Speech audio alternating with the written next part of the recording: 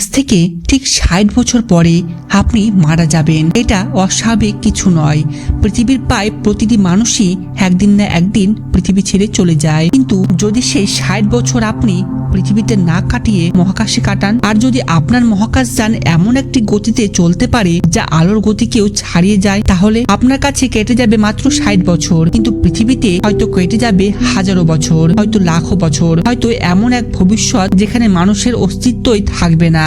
তবুও আপনি তখনও বেঁচে থাকবেন, আর সেই ৬০ বছরের মধ্যেই আপনি একের পর এক নক্ষত্র, গ্যালাক্সি, সুপার ক্লাস্টার পেরিয়ে পৌঁছে যাবেন মহাবিশ্বের দৃশ্যমান সেই শেষ প্রান্তে। কিন্তু সেখানে কি সত্যি সবকিছু শেষ, নাকি অবজারভেবল ইউনিভার্সের বাহিরেও রয়েছে আরো অজানা সব মহাবিশ্ব? আজ আমরা কোনো সাধারণ স্পেস ভিডিও দেখব না। আজ আমরা এমন একটি যাত্রায় বের হচ্ছি যে যাত্রায় আপনার বয়স বাড়বে, কিন্তু পুরো মহাবিশ্ব আপনার চোখের সামনে ফুরিয়ে যাবে। তাহলে চলুন যাত্রাটা আজকে এখান থেকে শুরু করি। রকেটটি ধীরে ধীরে পৃথিবীর মাটি ছেড়ে উপরে উঠতে শুরু করলো। জানলার বাইরে তাকিয়ে আপনি শেষবারের মতন পৃথিবী দেখছেন। হয়তো এই দৃশ্য আর কোনোদিনও দেখা সম্ভব হবে না, কারণ আপনার গন্তব্য কোনো গ্রহ নয়, কোনো নক্ষত্র নয়। আমাদের গন্তব্য মহাবিশ্বের শেষ প্রান্ত। কিন্তু তার আগে একটি প্রশ্নের উত্তর জানা দরকার। আমরা কি সত্যি আলোর গতির থেকেও দ্রুত গতিতে চলতে পারবো? বর্তমান বিজ্ঞানের উত্তর না। অ্যালবার্ট আইনস্টাইনের স্পেশাল রিলেটিভিটি অনুযায়ী কোনো ভরযুক্ত বস্তু আলোর গতির কাছাকাছি যেতে পারে না। তাহলে আজকের এই যাত্রা কিভাবে সম্ভব হবে? আজ আমরা ধরে নিচ্ছি মানব সভ্যতা ভবিষ্যতে এমন একটা প্রযুক্তি তৈরি করেছে যা বর্তমান পদার্থবিজ্ঞানের সীমাকে অতিক্রম করতে পারে। এই একটি কল্পনা থেকেই শুরু হচ্ছে আমাদের যাত্রা। রকেটটি এখন পৃথিবীর কক্ষপথ ছেড়ে অনেকটাই দূরে চলে এসেছে। পেছনে তাকালে পৃথিবীকে আর একটি গ্রহ বলে মনে হচ্ছে না, একটি শুধু ছোট্ট নীল বিন্দু মনে হচ্ছে। কিন্তু আমাদের যাত্রা সব থেকে অবাক করা ঘটনাটি সামনে নয়, ঘটছে সময়ের মধ্যে। আপনার হাতের ঘড়ি ঠিকঠাক চলছে, 1 সেকেন্ড, 2 সেকেন্ড, 1 মিনিট, 1 ঘন্টা, সবকিছু স্বাভাবিক। কিন্তু পৃথিবীর ঘড়ি আর আপনার ঘড়ি এখন একই গতিতে চলছে না। রকেটের গতি যত বাড়ছে, পৃথিবীর তুলনায় আপনার তত সময় ধীরে এগোচ্ছে। এটাই টাইম ডাইলেশন। এটি কোনো স্বাভাবিক কল্পবিজ্ঞান নয়, এটি আধুনিক পদার্থবিজ্ঞানের সব থেকে গুরুত্বপূর্ণ ধারণাগুলোর মধ্যে একটি। জিপিএস স্যাটেলাইটের ঘড়িতেও এই প্রভাব হিসাব করে সংশোধন করতে হয়, না হলে পৃথিবীতে আপনার মোবাইলের লোকেশন প্রতিদিন কয়েক কিলোমিটার পর্যন্ত ভুল দেখাতে পারত। কিন্তু আমরা এখন জিপিএস এর থেকেও অনেক দ্রুত এগোচ্ছি, তাই এর প্রভাব অনেক বেশি শক্তিশালী হবে। ধরা যাক ভবিষ্যতের কোনো প্রযুক্তি আমাদের আলোর গতির খুব কাছাকাছি নিয়ে গেল। রকেটের ভেতরে আপনার কাছে কেটে গেল 1 বছর, কিন্তু পৃথিবীতে হয়তো কেটে গেছে অনেক সময়। আপনি তখন তরুণ, কিন্তু পৃথিবীতে ইতিমধ্যেই একটি নতুন প্রজন্ম জন্ম নিয়েছে। আর যদি এই যাত্রা চলতেই থাকে, আপনার বয়স যখন ৬০ বছর হবে, তখন পৃথিবীতে হয়তো সভ্যতা বহুবার বদলে গেছে। কিন্তু এখানে আমাদের যাত্রা থামবে না, কারণ আমাদের বিজ্ঞানীরা আরো অসম্ভব একটি প্রযুক্তি তৈরি করেছেন, একটি ওয়ার্প ড্রাইভ, যা মহাকাশযানকে আলোর গতির সীমা অতিক্রম না করেও স্থান কালের বুননকে বিকৃত করে অনেক দূরের গন্তব্যে পৌঁছে দিতে পারে। এটি এখনো বাস্তবে প্রমাণিত প্রযুক্তি নয়, কিন্তু তাত্ত্বিকভাবে পদার্থবিজ্ঞানে আলোচনা করা যায়। আজকের যাত্রার বাকি অংশ আমরা এই প্রযুক্তি ব্যবহার করব। এখন আমাদের গতি আলোর গতির অনেক বেশি বলে মনে হবে। প্রথম গন্তব্য প্রক্সিমা সেন্টাউরি, সূর্যের সব থেকে কাছের নক্ষত্র। দূরত্ব মাত্র 4.24 আলোকবর্ষ, কিন্তু মাত্র শব্দটা একটু বিভ্রান্তিকর নয়। আজকের সব থেকে দ্রুত মহাকাশ যানেও সেখানে পৌঁছাতে, মানে প্রক্সিমা সেন্টাউরিতে পৌঁছাতে হাজার বছর সময় লেগে যাবে। কিন্তু আজকের রকেটে কয়েক মুহূর্তের মধ্যেই সৌরজগৎকে পেছনে ফেলে সেই যাত্রা শুরু করে দিয়েছি।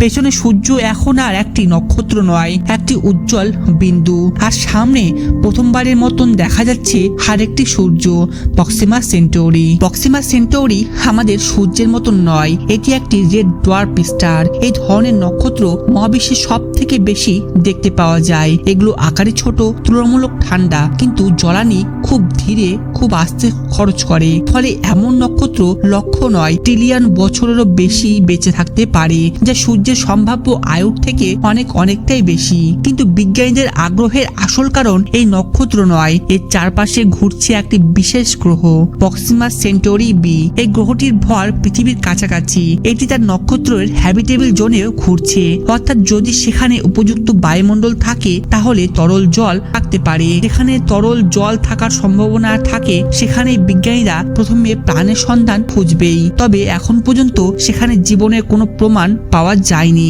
আমরা রকেটের জানলা দিয়ে তাকিয়ে দেখি এই পুরো নক্ষত্রর ব্যবস্থা সূর্যের তুলনায় অনেক শান্ত, কিন্তু শান্ত মানেই নিরাপদ কিন্তু একদমই নয়। প্রক্সিমা সেন্টাউরি পাই স্টেলার ফ্লেয়ার সৃষ্টি করে। এগুলো এত শক্তিশালী হতে পারে যে কাছের কোনো গ্রহের বায়ুমণ্ডল ক্ষতিগ্রস্ত হওয়ার আশঙ্কা অনেকটাই বেশি। তাই এই গ্রহে প্রাণ থাকলেও তাদের টিকে থাকা সহজ হবে না।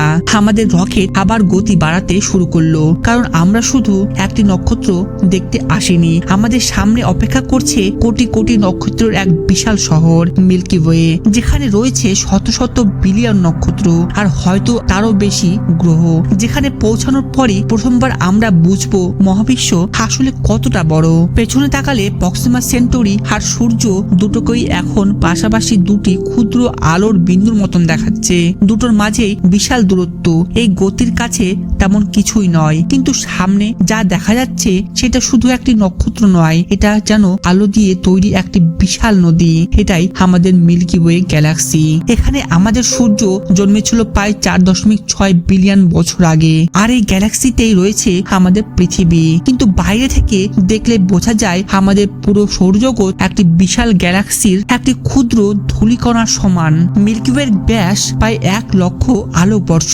এতে রয়েছে আনুমানিক 100 থেকে 400 বিলিয়ন নক্ষত্র, আর গ্রহের সংখ্যা সম্ভবত আরো অনেকটা বেশি।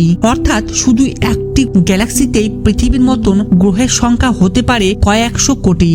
তাহলে আমরা এখন কোথায় আছি? আমাদের সূর্য গ্যালাক্সির কেন্দ্রে নয়, এটি অবস্থান করছে অরায়েন্ট আর্ম নামে একটি স্বপ্নের বাহুতে। গ্যালাক্সির কেন্দ্র থেকে প্রায় 26,000 আলোকবর্ষ দূরে। এখান থেকেই আমরা রাতের আকাশে মিল্কি ওয়ের আলোকছটা দেখতে পাই। গ্যালাক্সির ভেতরে তাহলে কি আছে? আমাদের রকেট এবার গ্যালাক্সির কেন্দ্রের দিকে এগোচ্ছে। সামনে ধীরে ধীরে দেখা যাচ্ছে অদৃশ্য এক দানব প্রভাব। এখানে রয়েছে সেজিটেরিয়াস এ স্টার। এটি একটি সুপার ম্যাসিভ ব্ল্যাক হোল। এর ভর সূর্যের প্রায় 41 লক্ষ গুণ। আমরা এটিকে সরাসরি দেখতে পাই না, কারণ ব্ল্যাক হোল আলো বের হতেই দেয় না, কিন্তু এর চারপাশে ঘুরতে থাকা নক্ষত্রগুলোর গতিবিধি দেখে বিজ্ঞানীরা এর অস্তিত্ব নিশ্চিত করেছে। যদি আমরা খুব কাছে চলে যাই তাহলে এর প্রচন্ড মহাকর্ষ আমাদের রকেটকেও টেনে নিতে পারে। তাই নিরাপদে দূরত্ব বজায় রেখেই আমরা যাত্রা চালিয়ে গেলাম। আমাদের রকেটে কেটে গেল প্রায় 12টি বছর। আপনার বয়স কিন্তু 32 বছর হয়ে গেছে। পৃথিবীতে আপনার ঘড়ির তুলনায় অনেক বেশি সময় কেটে গেছে। সম্ভবত পৃথিবীতে নতুন নতুন সভ্যতা গড়ে উঠেছে, আবার হারিয়েও গেছে অনেক সভ্যতা, কিন্তু আপনি এখনো যাত্রাতেই আছেন। আমাদের সামনে এখন দেখা যাচ্ছে একটি বিশাল আলোর দ্বীপ। দূর থেকে এটিকে একটি মেঘের মতন লাগছে, কিন্তু কাছে গেলে বোঝা যাবে এটি কোনো মেঘ নয়, এটি আমাদের সব থেকে বড় প্রতিবেশী গ্যালাক্সি অ্যান্ড্রোমেডা গ্যালাক্সি। এখানেই আমরা প্রথমবার আর একটি সম্পূর্ণ গ্যালাক্সির ভেতরে প্রবেশ করব, আর তখন বুঝতে পারবো মিল্কি ওয়ে আসলে মহাবিশ্বে কতটা সাধারণ একটি গ্যালাক্সি। রকেট এখন ধীরে ধীরে মিল্কি ওয়ে ছেড়ে বেরিয়ে এসেছে। পেছনে তাকালে আমাদের পুরো গ্যালাক্সি এখন একটি বিশাল আলোর চাকতির মতন দেখা যাচ্ছে, কিন্তু সামনে আরো বড় একটি আলোর দ্বীপ দ্রুত স্পষ্ট হচ্ছে। এটাই আমাদের অ্যান্ড্রোমেডা গ্যালাক্সি। পৃথিবী থেকে এর দূরত্ব পায় 25.4 লক্ষ আলোকবর্ষ। এটি শুধু আমাদের সব থেকে কাছের বড় গ্যালাক্সি নয়, এটি পুরো লোকাল গ্রুপ এর সব থেকে বড় সদস্য। বিজ্ঞানীদের ধারণা এতে প্রায় 1 ট্রিলিয়ন নক্ষত্র থাকতে পারে, অর্থাৎ মিল্কি ওয়ের তুলনায় আরো অনেকটা বেশি। জানালার বাইরে তাকিয়ে মনে হচ্ছে আকাশ শেখ জুড়ে শুধু তারাই তারা। প্রতিটি আলোর বিন্দু একটি সূর্য, আর সেই সূর্যগুলোর চারপাশে হয়তো ঘুরছে কোটি কোটি অজানা গ্রহ। যেখানে কোথাও কি আর একটা পৃথিবী থাকতে পারে না? এই প্রশ্নের উত্তর এখনো কেউই জানে না। কিন্তু অ্যান্ড্রোমেডার সব থেকে অবাক করা তথ্য হলো এটি আমাদের থেকে দূরে সরে যাচ্ছে না, বরং প্রতি সেকেন্ডে প্রায় 110 কিলোমিটার গতিবেগে মিল্কি ওয়ে গ্যালাক্সির দিকে এগিয়ে আসছে। বিজ্ঞানীদের হিসাব অনুযায়ী প্রায় 5 বিলিয়ন বছর পরে এই দুই গ্যালাক্সি সংঘর্ষে জড়িত হবে। তবে ভয় পাওয়ার কিছুই নেই, কারণ গ্যালাক্সির নক্ষত্রগুলোর মাঝের দূরত্ব এত বেশি যে অধিকাংশ নক্ষত্র একে অপরকে ধাক্কাই দেবে না, বরং ধীরে ধীরে দুটো গ্যালাক্সির মিলে তৈরি করবে একটি নতুন বিশাল গ্যালাক্সি। আমরা এখন অ্যান্ড্রোমেডাকে পিছনে ফেলে এগিয়ে যেতে শুরু করলাম। অ্যান্ড্রোমেডাকে পেছনে ফেলার পর চারদিকে অসংখ্য গ্যালাক্সি দেখা যাচ্ছে। এগুলো ছড়িয়ে ছিটিয়ে থাকলেও আসলে সবাই একই মহাকর্ষীয় মহাজাগতিক পরিবারের সদস্য। এই সদস্য বা পরিবারের নাম লোকাল গ্রুপ। এটি প্রায় 1 কোটিরও বেশি আলোকবর্ষ জুড়ে বিস্তৃত একটি গ্যালাক্সির সমষ্টি। আমাদের পরবর্তী গন্তব্য ভার্গো ক্লাস্টার, যেখানে পৌঁছালে মহাবিশ্বের আকার সম্পর্কে আমাদের ধারণায় অনেকটা না একদমই বদলে যাবে। লোকাল গ্রুপ এখন অনেকটাই পেছনে। যে গ্যালাক্সিগুলো কিছুক্ষণ আগেও বিশাল মনে হচ্ছিল, এখন সেগুলো অসংখ্য আলোর বিন্দুর মতন হারিয়ে গেল।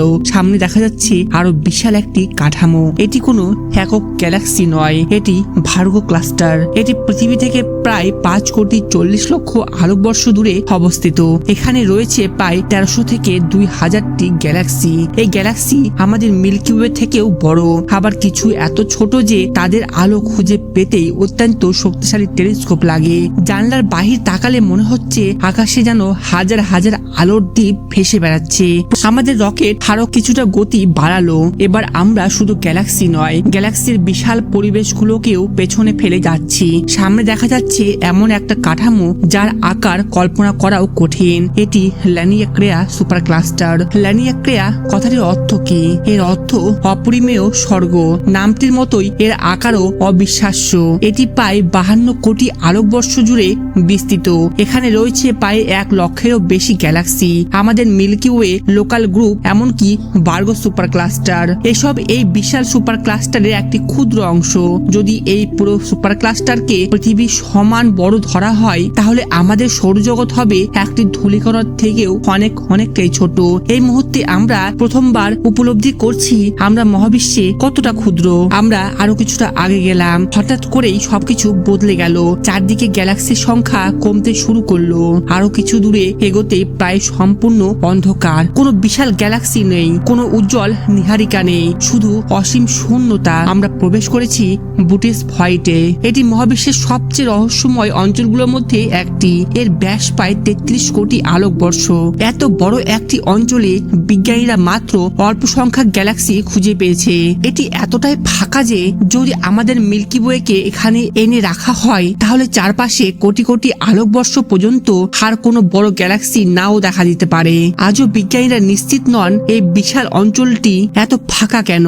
কেউ বলেন এটি মহাবিশ্বের স্বাভাবিক গঠন, আবার কেউ মনে করেন এর পেছনে এখনো অজানা কোনো মহাজাগতিক কারণ লুকিয়ে থাকতে পারে। আবার কেউ কেউ বিশ্বাস করেন এখানে অ্যাডভান্স সিভিলাইজেশনের দখলে সমস্ত এরিয়াটি চলে গেছে টাইপ 3 অথবা টাইপ 4 কিংবা টাইপ 5 সিভিলাইজেশনের হাতে। এই অন্ধকারের মধ্যে দিয়ে এগোতে এগোতে একসময় দূরে আবার আলোর রেখা দেখা যেতে শুরু করলো, কারণ আমরা এখন পৌঁছে যাচ্ছি মহাবিশ্বের সব থেকে বড় পরিচিত কাঠামোর কাছে, কসমিক ওয়েভ। রকেটে কেটে গেছে প্রায় 45 বছর। আপনার বয়স 65 ছুঁই। পৃথিবীতে আপনার সময়ের তুলনায় অকল্পনীয় সময় কেটে গেছে।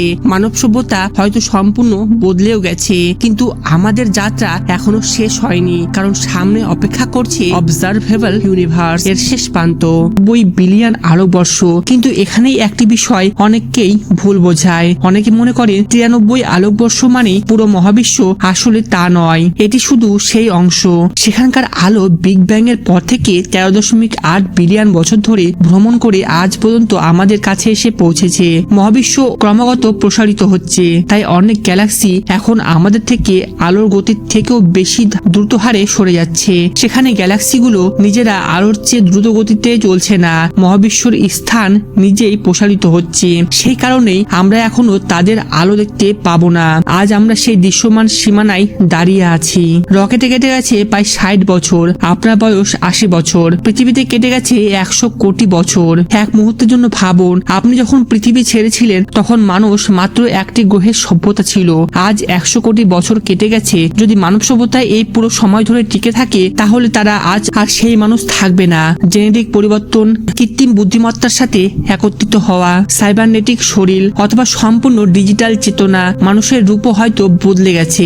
বর্তমান বিজ্ঞান নিশ্চিতভাবে বলতে পারে না তারা কেমন হবে, কিন্তু একটি বিষয় প্রায় নিশ্চিত, তাদের প্রযুক্তি আমাদের কল্পনার থেকেও বহুগুণ এগিয়ে গেছে। অবজারভেবলের বাইরে কি রয়েছে তা আজও বিজ্ঞানীদের সবচেয়ে বড় প্রশ্ন।